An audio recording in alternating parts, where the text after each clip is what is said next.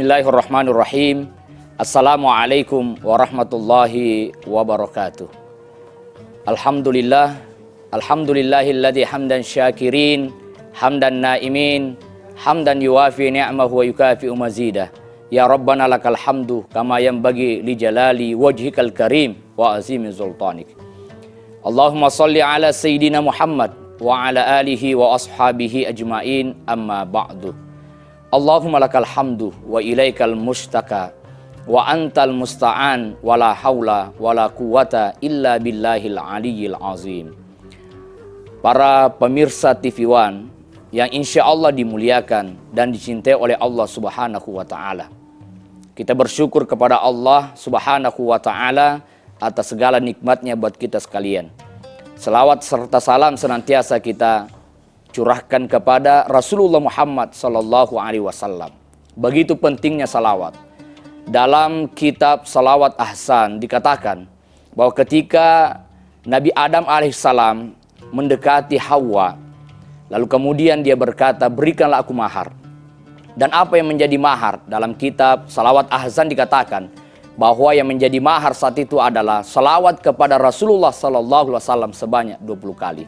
Semoga dengan salawat kita menjadikan kita adalah orang-orang bagian dari orang-orang yang mencintai Rasulullah Sallallahu Alaihi Wasallam, dan insya Allah semoga kita menjadi orang yang dicintai oleh Rasulullah Sallallahu Alaihi Wasallam. Para pemirsa TV One yang dirahmati oleh Allah, tema kita kali ini adalah pesan Rasulullah Sallallahu Alaihi Wasallam kepada Abu Hurairah. Rasulullah menyampaikan, siapa di antara kalian yang akan mengambil 5 hal dariku? Abu Hurairah menjawab, aku ya Rasulullah. Akhirnya Rasulullah mengambil tangan Abu Hurairah dan menghitungkan 5 hal yang disampaikan kepadanya. Yang tentu hal ini adalah nasihat buat kita sekalian. Yang pertama kata Rasulullah, ittaqil maharima takun a'badan nas. Jauhilah kalian segala sesuatu yang haram, maka kamu akan menjadi ahli ibadah. Ahli ibadah bukan hanya ukurannya karena dia banyak puasa, dia banyak sholat, dia banyak baca Al-Quran. Salah satu ukuran menjadi ahli ibadah adalah ketika mampu menghindarkan diri kita dari segala sesuatu yang diharamkan oleh Allah Subhanahu wa Ta'ala. Bahkan Nabi pernah menyampaikan sebuah kisah bahwa ada orang di tengah padang pasir yang tandus, dia kehausan, dia butuhkan adalah air. Lalu dia meminta kepada Allah, ya Allah berikanlah aku air, aku sangat haus. Dia merengek, menangis, bahkan dia sujud memohon kepada Allah, ya Allah berikanlah aku air. Tetapi ternyata sampai dia meninggal, Allah tidak berikan ia air. Sampai dia meninggal dalam kehausan. Sahabat lalu bertanya, ya Rasulullah, melihat cara dia berdoa, kurang apa doanya? Kurang apa doanya ya Rasulullah, kok tidak diijabah oleh Allah? Rasul menjawab, tahukah kalian kenapa doa-doanya tidak diterima oleh Allah? Karena ada satu biji, karena ada daging yang tumbuh dari tubuhnya itu berasal dari sesuatu yang haram. Pentingnya menghindarkan diri segala sesuatu yang haram. Kenapa? Dalam kajian tasawuf dikatakan, bagaimana mungkin sholatmu akan diterima oleh Allah Subhanahu wa Ta'ala jika energi yang kau pakai sholat itu bersumber dari sesuatu yang haram? Bagaimana mungkin dalam sholatmu bisa mencapai kehusyuan jika alat-alat yang kau pakai sholat, termasuk songkoknya, termasuk sarungnya, termasuk bajunya, itu berasal dari sesuatu yang haram? Maka para ulama sufi adalah orang-orang yang betul-betul wara', betul-betul menghindarkan sekecil apapun dari sesuatu yang haram. Contoh kisahnya Ibrahim bin Adham, seorang ulama sufi. Beliau dari Mekah berjalan menuju Masjid Al-Aqsa di Yerusalem. Namun di tengah jalan beliau singgah membeli sebiji kurma, 1 kilo kurma. Setelah selesai akad, beliau kemudian mengambil kantong kurmanya yang berisi 1 kilo. Tiba-tiba dia melihat ada 1 biji kurma yang terletak di bawah timbangan. Langsung aja dia mengambil biji kurma itu dan memakannya karena mengira bahwa kurma sebiji itu adalah bagian dari kurma yang dia beli. Lalu berjalan ke Masjid Al-Aqsa, itu 4 bulan lamanya. Tidak sama sekarang, bisa dengan mobil, jalanan yang bagus. Dia berjalan kaki 4 bulan baru sampai di sana. Masuklah ia beribadah persis di bawah Quba Sakhrah. Dia berdoa, dia salat, dia baca Al-Quran, dia beribadah. Tiba-tiba dia mendengar suara.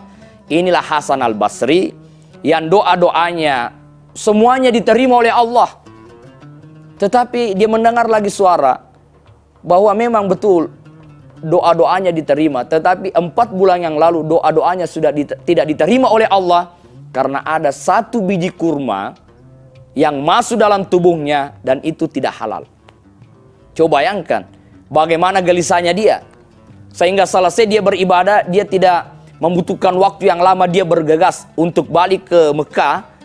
Dia berjalan 4 bulan lamanya lagi untuk apa? Untuk minta halalnya yang 1 biji kurma ini. Coba bayangkan para pemirsa TV One yang dirahmati oleh Allah. Seorang sufi 1 biji kurma. Di zaman kita saat ini, jangankan 1 biji kurma, seladang kebun kurma, mereka seolah-olah tidak merasa bersalah. Seorang sufi 1 biji kurma merasa bersalah. Berjalanlah ia sampai di tempat di mana dia membeli kurma. Ternyata yang menjaga saat itu adalah seorang pemuda. Karena dulu ketika dia membeli kurma, yang melayani dia adalah seorang yang tua. Lalu dia bertanya, wahai anak muda, kemana orang tua yang sering menjual di sini? Ya Syekh, itu adalah ayah saya. Sebulan yang lalu sudah meninggal. Kenapa ya Syekh? Saya pernah membeli kurma, tetapi ada 1 biji kurma yang saya ambil dan itu tidak halal. Karenanya orang tuamu telah meninggal, saya minta halalnya kepadamu. Mohon dihalalkan. Apa kata si anak? Wahai Syekh, saya halalkan. Tetapi saya ini punya 11 saudara. Saya tidak tahu 10 saudaraku yang lain itu menghalalkan apa tidak. Apa kata Ibrahim bin Adham? Tunjukkan semua alamat-alamat saudaramu, saya akan datangi satu persatu dan minta halalnya. Coba bayangkan saudaraku yang dimuliakan oleh Allah, dia datangi satu persatu minta halalnya, selesai semua urusan, dia halalkan segalanya, dia kembali kepada Masjid Al-Aqsa untuk beribadah. Apa kata malaikat? Telah datang Hasan Al-Basri yang semua doa-doanya telah kembali diijabah oleh Allah karena semua yang ada dalam tubuhnya itu sudah halal.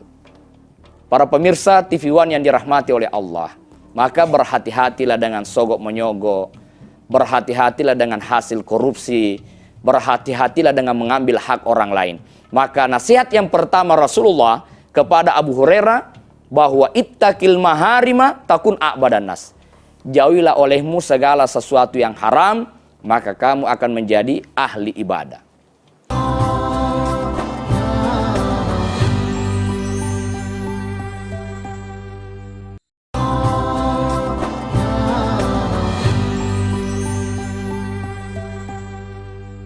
Pesan yang kedua, warda bima qasamallahu lak takun aghanan nas. Relalah dengan segala pemberian Allah, ridolah dengan apapun yang Allah berikan, maka kamu akan menjadi orang yang paling kaya.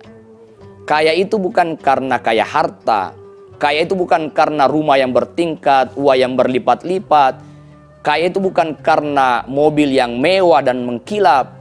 Tetapi kaya itu ada lesal gina ginal mal walakinnal gina gina nafs. Kaya itu bukan karena kaya harta, tapi kaya itu adalah karena kaya hati. Ketika seseorang mampu menerima segala pemberian Allah, maka itulah orang kaya yang sesungguhnya. Karena kaya itu Allah letakkan di hati hambanya. Kaya itu Allah tidak letakkan pada harta.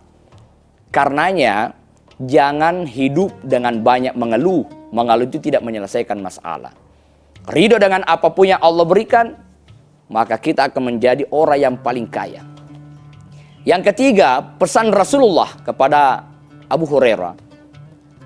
Wa ahsin ila jarika takun mu'minan. Berbuat baiklah kalian terhadap tetanggamu. Berbuat baiklah kamu terhadap tetanggamu, maka kamu akan menjadi orang yang beriman sesungguhnya. Makanya kita menemukan banyak riwayat hadis Rasulullah SAW. Misalnya, man kana yu'minu billahi wal yawmil akhir falyuhsin ila jari. Siapa orang yang beriman kepada Allah dan hari akhirat, berbuat baiklah kepada tetanggamu. Di hadis yang lain, man kana yu'minu billahi wal yaumil akhir fala yuhsijarah. Siapa orang yang beriman kepada Allah dan hari kiamat, hari akhir, maka hendaklah jangan menyakiti hati tetangganya. Jadi Islam itu agama yang damai. Islam itu tidak radikal. Islam itu agama yang sangat-sangat menjaga keselamatan. Coba lihat, apa arti Islam? Al-Islamu man salimal muslimuna min lisanihi wa yadihi. Orang Islam itu adalah orang selamat dari kejahatan lidahnya dan kejahatan tangannya. Min lisani wa yadihi. Lisan itu menyakiti hati, tangan itu menyakiti tubuh. Islam itu menjaga, jangan kau sakiti orang, jangan sakiti tubuhnya, jangan kau sakiti hatinya. Begitu Islam. Agama yang luar biasa yang mengajarkan kedamaian. Sampai persoalan tetangga pun diurus oleh agama kita. Rasulullah SAW menyampaikan hak tetangga kepada tetangganya. In marida utahu, ketika tetanggamu sakit maka kunjungi ia. Wa in mata sya'yatahu, ketika tetanggamu sakit, ketika tetanggamu meninggal, antarlah jenazahnya. Coba lihat, agama Islam mengajarkan, sakit tetangga kunjungi. Ketika dia meninggal maka antarkanlah ia ke liang lahatnya. Wa in istakrada akratahu, ketika minta pinjaman maka pinjamkanlah. Ya, tapi hati-hati dalam proses pinjam meminjam, hati-hati dengan riba. Apa itu riba? Kullu karden jarra manfaatan fahuwa riba. Setiap pinjam meminjam yang mengambil manfaat, maka itu adalah riba. Ya. Wa in a'wasa satartahu, jika dia kekurangan, tutupi kekurangannya. Termasuk menutupi kekurangan aib tetangga kita. Ada ungkapan orang Bugis mengatakan begini. Ajak lalo nata sanra sirina bali bolata garaidi gara-gara ini nasabah sirine bali boleh sirita toh. Jangan pernah gara-gara engkau aib tetanggamu kemudian diketahui orang. Karena aib tetanggamu juga adalah bagian dari aibmu. Begitulah kita diajarkan bertetangga. Luar biasa nasihat-nasihat ini. Ya, wa in asabahu khairun hanna'nahu, ketika tetanggamu mendapatkan kebaikan, doakan dia selamat. Anaknya lahir, doakan anaknya menjadi anak yang saleh. Lalu kemudian dia naik jabatannya, doakan dia bisa amanah, mendapatkan kebaikan-kebaikan tetanggamu, maka doakanlah ia, ucapkanlah selamat kepadanya. Wa in asabatu musibah azzaita, namun ketika dia mendapatkan musibah, hiburlah ia. Ketika mendapat ujian, datangilah ia, hiburlah ia, beri semangat ia. Wala tarfa'u bina'aka fauka bina'ihi fatasuddu alaihi rih. Jangan pernah engkau meninggikan bangunanmu melebihi bangunan tetanggamu sampai engkau halangi angin masuk ke rumah tetanggamu. Begitu Islam mengajarkan, Rasulullah mengajarkan bagaimana akhlak terhadap tetangga. Sampai angin pun itu jangan kau halangi masuk ke rumah tetanggamu. Sampai Nabi berpesan kepada Abu Zar, ya Abu Zarrin, isas tabakhta al-marak fa'aksir ma'aha wa ta'ahad jiranak. Wahai Abu Zar, jika engkau memasak masakan, maka perbanyaklah kuahnya dan berjanjilah untuk memberikan sebagian masakan itu kepada tetanggamu. Para pemirsa TV One yang dirahmati oleh Allah Subhanahu wa taala. Ini pesan yang ketiga dari Rasulullah sallallahu alaihi wasallam, wa ahsin ila jarika takun mu'minan. Maka berbuat baiklah terhadap tetanggamu, maka kamu akan menjadi orang yang beriman. Beriman sesungguhnya. Maka iman itu akan dilihat bagaimana dia dengan tetangganya, bagaimana akhlak dia dengan tetangganya. Itu teruji keimanan kita. Nah, selanjutnya yang keempat, pesan Rasulullah kepada Abu Hurairah, wa ahibbalin nasi ma tuhibbu li nafsik takun musliman. Cintailah seseorang sebagaimana engkau mencintai dirimu, maka kamu akan menjadi orang muslim yang sesungguhnya.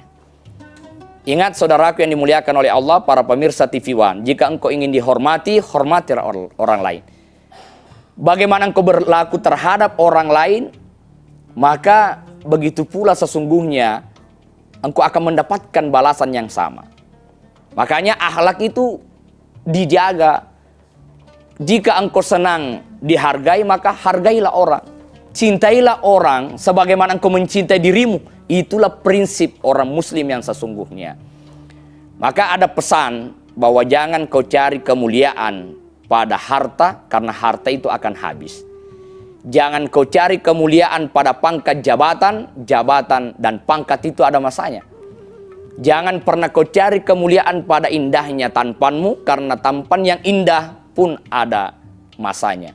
Tetapi carilah kemuliaan pada akhlak yang baik. Karena siapapun yang mempunyai akhlak yang baik, maka Allah akan memberikan kemuliaan sebagaimana Rasulullah diberi kemuliaan oleh Allah karena akhlaknya yang mulia.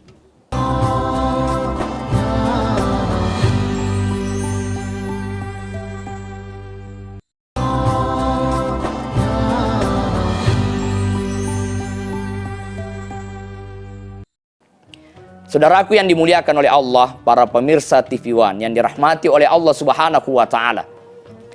Yang kelima, pesan Rasulullah kepada Abu Hurairah, la tuksirud dahik fa inna kasratad dahik tumitul qalb. Janganlah engkau memperbanyak tertawa, karena sesungguhnya tertawa itu mematikan hati. Makanya orang-orang yang senin bangun tahajud, mereka menangis, ya mata yang tidak akan tersentuh oleh api neraka, diantaranya mata yang begadang karena ibadah, mata yang menjauhkan dia, matanya dari maksiat, kemudian mata yang menangis karena bermunajat dan bertaubat atas segala kesalahannya. Mata yang menangis itulah mata yang dirahmati, mata yang tidak tersentuh oleh api neraka. Maka saudaraku yang dimuliakan oleh Allah, jangan banyak tertawa. Ya, tertawa itu mematikan hati. Tertawa itu membuat kita jarang peduli dengan orang lain.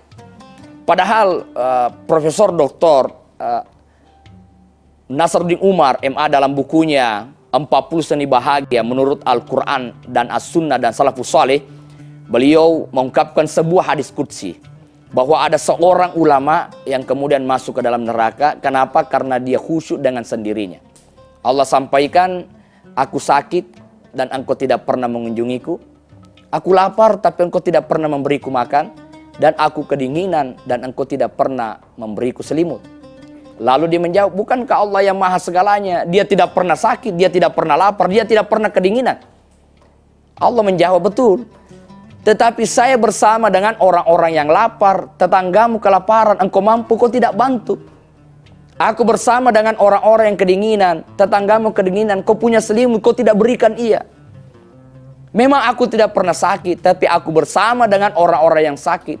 Tetanggamu sakit, kau tidak pernah kunjungi, kau tidak peduli.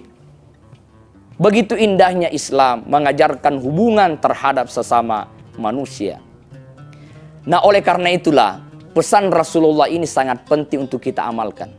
Termasuk pesan ini buat kita sekalian, menjaga diri dari segala sesuatu yang haram. Saya teringat dengan sebuah kisah bahwa ada orang yang masuk ke dalam neraka bukan karena ia tidak sholat, bukan karena ia tidak puasa Ramadan, tetapi orang ini pekerjaannya adalah membawa kayunya orang dengan kuda yang dia miliki. Dalam bahasa Bugis itu namanya pateke aju. Ya, dia membawa kayunya orang dengan kuda. Yang saat itu ketika dia bawa kayunya orang, dia dapatkan gajinya halal.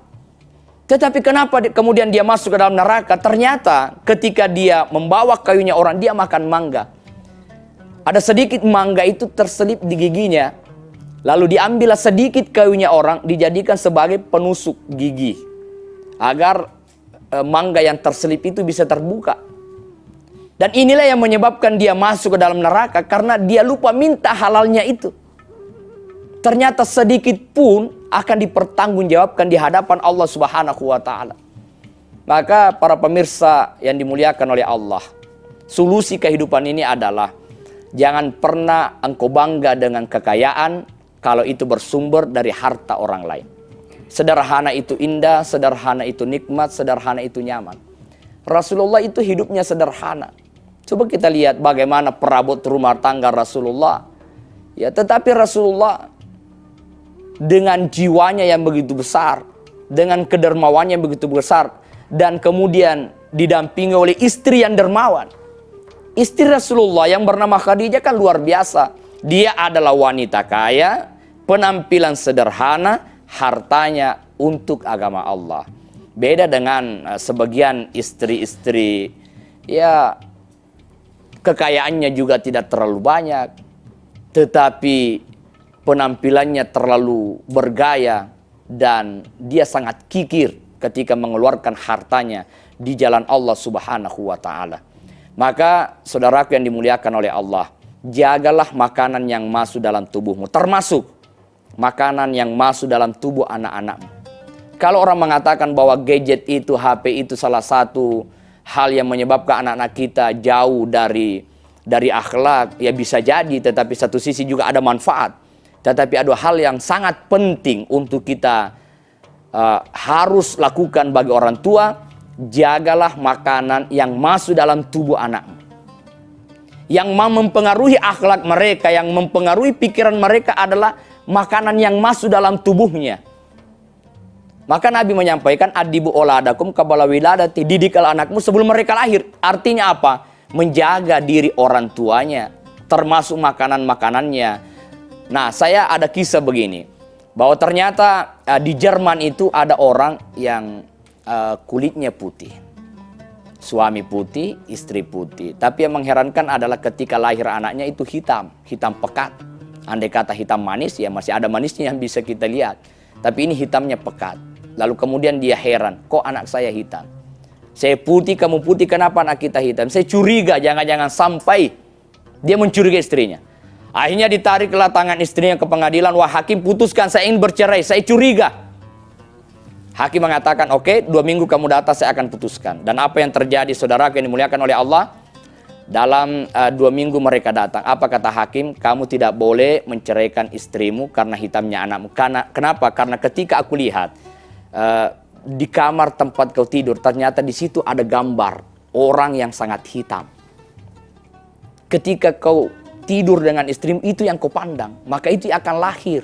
Coba bayangkan, yang dipandang saja berpengaruh, apalagi makanan yang masuk dalam tubuh anak kita, dalam tubuh istri kita, berpengaruh terhadap generasi yang Allah berikan.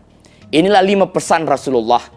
Kita harus menjaganya agar Allah Subhanahu wa Ta'ala memberikan juga kemuliaan kepada kita, sebagaimana Allah memberikan kemuliaan kepada sahabat-sahabat Rasulullah sallallahu alaihi wasallam seperti Abu Hurairah. Mudah-mudahan apa yang sampaikan ada manfaatnya. Lebih dan kurangnya mohon dimaafkan. Wabillahi taufik wa sa'adah. Assalamualaikum warahmatullahi wabarakatuh.